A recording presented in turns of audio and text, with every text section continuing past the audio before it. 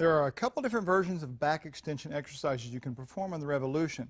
To get in position, we're going to have the seat and the bench flat, have the adjustable arms put down on number 8 so they're almost to the bottom, lowest, narrowest setting, but not quite.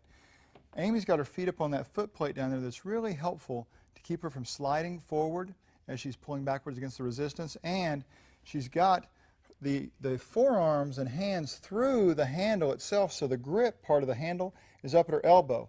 Then when she locks both elbows together and kind of folds her arms, it helps her hold the resistance there. Now, here's the key. The first version of this is really just practice at maintaining your spinal alignment from head to the bottom. So as she leans forward, allowing the resistance to pull her forward, she doesn't bend at all in the spine. She's doing it from the hips. So the actual motion is going to be hip extension.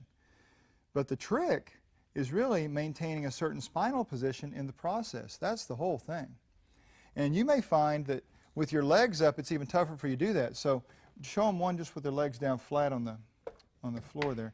You may have to do it here just because when you pull your legs up, that has a tendency to make some people want to bend their spine. So you need to check and see what works for you. Now you can see that she's able to bend forward.